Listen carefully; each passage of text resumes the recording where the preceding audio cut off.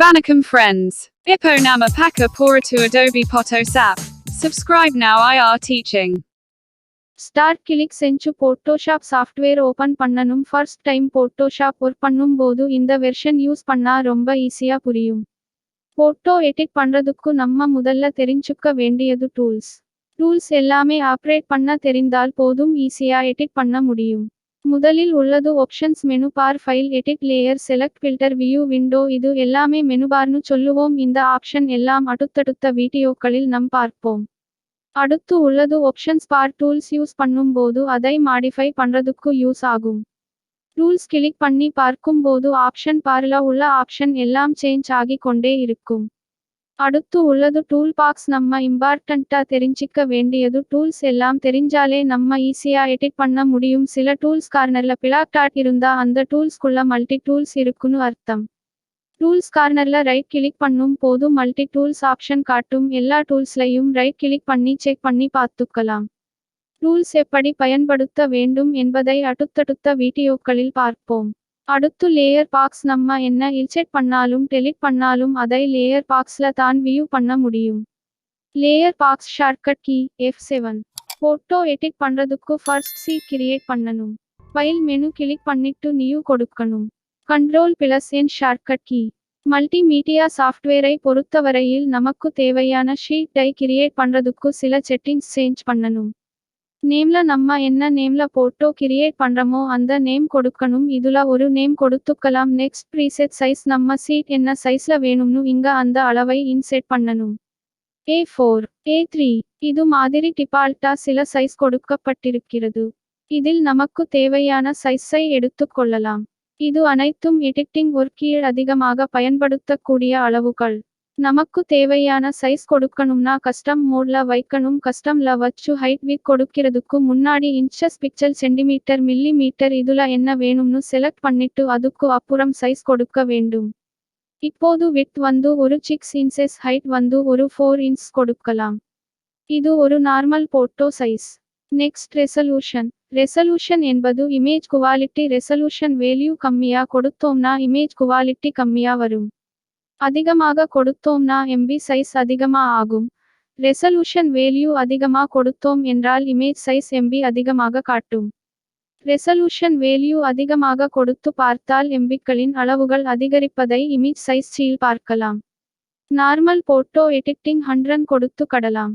Mode printing process RGB அல்லது CMYK கொடுக்கலாம். இதில் உள்ள மற்ற ஆப்ஷன்ஸ் பிரிண்டிங் ப்ராசஸில் பயன்படாதவை. RGB colour red, green, blue. CMYK cyan, magenta, yellow, black. Flex banner edit பண்ணும் போது CMYK மோட் யூஸ் பண்ணனும். RGB colour mode normal photo எடிட்டில் யூஸ் பண்ணனும். ஓகே கொடுக்க வேண்டும். இப்போ ஷீட் கிரியேட் ஆயிடும். ஷீட் நமக்கு தேவையான இடத்தில் மூவ் செய்து வைக்கலாம். க்ளோஸ், மினிமைஸ் பட்டன் ஷீட் சாஃப்ட்வேர்ல தனித்தனியாக இருக்கும். அடுத்து லேயர் பாக்ஸ்ல நம்ம இன்சர்ட் பண்ண ஷீட் விவாகும். ஷீட்ல லாக் ஆகி இருக்கும். லேயர்ல ரைட் கிளிக் அல்லது டபுள் கிளிக் பண்ணால் நியூ லேயர் ஓபன் ஆகும். ஓகே கொடுத்தா லாக் ரெடியூஸ் ஆயிடும்.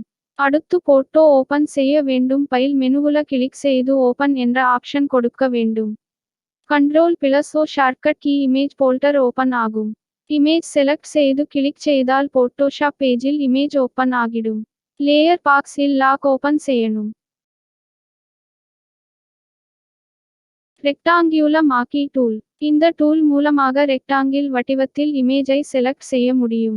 அடுத்து உள்ளது மூவ் டூல் கிளிக் செய்து செலக்ட் செய்த இமேஜை சீட்டில் மாற்றிக்கொள்ளலாமா? ஃபுல் ஸ்கிரீனில் வைத்தால் எடிட் பண்ணுவதற்கு எளிதாக இருக்கும். எடிட் மெனுவில் free transform Ctrl+T shortcut key. இப்போது இமேஜில் பாயிண்ட்ஸ் காணப்படும். இவற்றை பயன்படுத்தி நமக்கு தேவையான அளவில் இமேஜை இன்க்ரீஸ் ஆர் டிக்ரீஸ் செய்து கொள்ளலாம். தேவையான அமைப்பின் ரொட்டேட் செய்ய முடியும். நார்மல் ஸ்கிரீன்ல வைக்கலாம். இப்போது இமேஜில் லேயர் ரன் ஆகி கொண்டு இருக்கும். அதை நீக்குவதற்கு செலக்ட் மெனுவில் கிளிக் செய்து T செலக்ட் என்ற ஆப்ஷனை கிளிக் பண்ண வேண்டும். Ctrl+V shortcut key. மார்க்கி டூல்ல அடுத்து உள்ளது அலிப்டிக்கல் மார்க்கி டூல். இந்த டூல் மூலமாக இமேஜை வட்ட வடிவமாக செலக்ட் செய்ய முடியும். செலக்ட் செய்த இமேஜ் சீட்டில் தேவையான இடத்தில் மூவ் செய்து வைக்கலாம். லேயர் பாக்ஸில் செலக்ட் செய்த அனைத்து இமேஜ்களும் தனித்தனியாக சேவ் ஆகிக்கொண்டே இருக்கும். செலெக்ஷன் டூல் பயன்படுத்தப்படும் போது ஆப்ஷன் பாரில் செலக்ஷன் டைப் வியூ ஆகும். முதலில் உள்ளது நியூ செலக்ஷன். இமேஜில் ஏதேனும் ஒரு பகுதியில் மட்டுமே செலக்ட் செய்ய முடியும். அடுத்து ஆட் செலக்ஷன். அடுத்தடுத்து செலக்ட் செய்ய அல்லது ஏற்கனவே உள்ள செலக்ஷன் உடன் சேர்ந்து கொண்டே செலக்ட் ஆகி வரும்.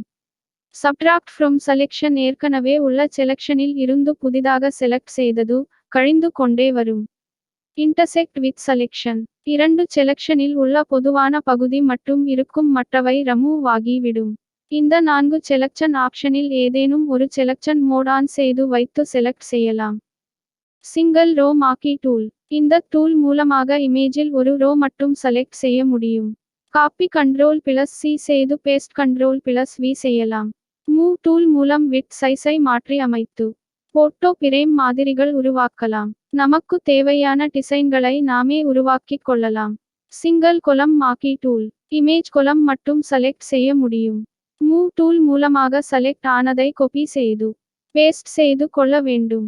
ஃப்ரீ டிரான்ஸ்ஃபார்ம் ஆப்ஷன்ஸ் மூலம் தேவையான வடிவில் மாற்றி அமைத்துக் கொள்ளலாம். டூப்ளிகேட் இமேஜ் வேண்டும் என்றால் கீபோர்ட்ல ஆல்ட் கீ கிளிக் செய்து கொண்டே மூவ் டூல் மூலமாக மூவ் செய்தால் அதிகமான இமேஜ்கள் உருவாகும். லேயர் பாக்ஸில் லேயர்கள் தனித்தனியாக அமையும். இமேஜ் செலக்ட் செய்ய வேண்டும் என்றால் சரியான லேயர் தேர்ந்தெடுத்து கிளிக் செய்ய வேண்டும். லேயரை மூவ் செய்து இமேஜை முன்னும் பின்னும் ஆக மாற்றி அமைத்து கொள்ளலாம். இமேஜ் பகுதியை டெலீட் செய்ய வேண்டும் என்றால் லேயரை கிளிக் செய்து தான் டெலீட் செய்ய முடியும். தேங்க்ஸ் ஃபார் வாட்சிங் friends. Subscribe now. I are teaching.